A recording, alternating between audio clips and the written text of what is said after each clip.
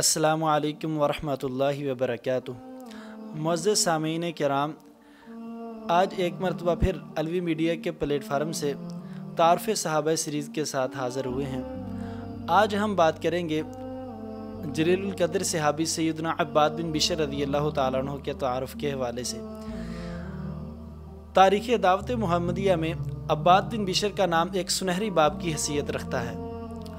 اگر آپ اسے عبادت گزاروں میں تلاش کریں گے تو آپ انہیں متقی، پرہیزگار، شب زندہ دار، راتوں کو قیام میں قرآن مجید کی تلاوت کرنے والوں میں پائیں گے۔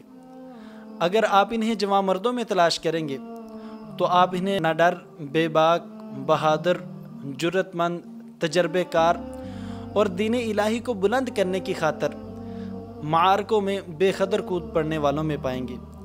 اگر آپ انہیں حکمرانوں میں تلاش کریں گے تو آپ انہیں طاقتور، امانت دار اور مسلمانوں کے مال و جان کی حفاظت کرنے والوں میں پائیں گے۔ سیدنا عباد بن بشر رضی اللہ تعالیٰ عنہ انصار کے قبیلہ اوس کی ایک شاخ بنو عبد الاشہل سے تعلق رکھتے تھے۔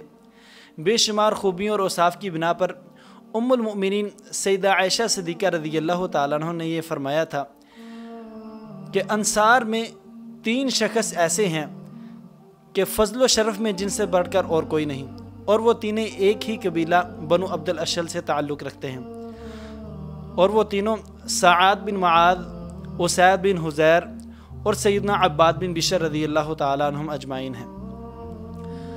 سیدنا عباد بن بشر رضی اللہ تعالیٰ عنہ سیدنا مصعب بن عمیر رضی اللہ تعالیٰ عنہ کے مدینہ طیبہ میں تبلیغی دورے کے دوران آپ رضی اللہ تعالیٰ عنہ کے ہاتھوں پر مشرف اسلام ہوئے۔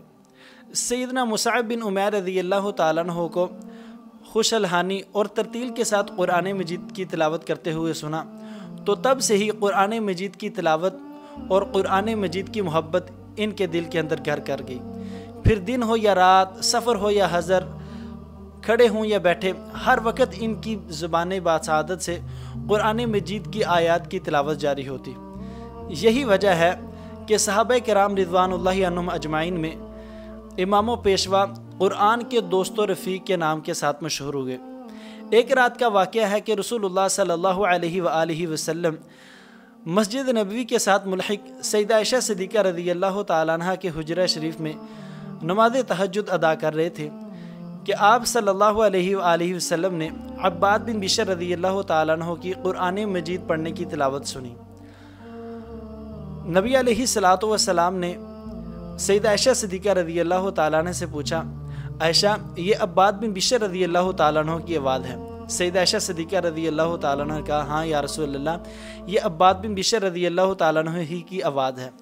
سیدنا عباد بن بشر رضی اللہ تعالیٰ عنہ اسی طرح تلاوت فرما رہے تھے جس طرح جبرائیل علیہ السلام نے قرآن مجید رسول اللہ صلی اللہ علیہ وآلہ وسلم کے قلب اطہر پر نازل کیا تھا۔ رسول اللہ صلی اللہ علیہ وآلہ وسلم نے اس وقت دعا فرمائی، اے الہی عباد بن بشر کو بخش دے۔ سیدنا عباد بن بشر رضی اللہ تعالیٰ عنہ نے تمام غزوات میں رسول اللہ صلی اللہ علیہ وآلہ وسلم کے شانہ بشانہ تمام جنگیں لڑیں، اور ہر ایک غزوے اور ہر ایک جنگ میں ایک ایسا کارنامہ سر انجام دیا جو ایک حامل قرآن کے لائق تھا۔ تو یہ تھا سیدنا عباد بن بشر رضی اللہ تعالیٰ عنہ کا مختصر سا تعارف۔ نیکسٹ ایپیسوڈ میں ہم انشاءاللہ العزیز ایک اور جلیل القدر صحابی کا تعارف پیش کریں گے۔ آپ کی اجازت سے السلام علیکم۔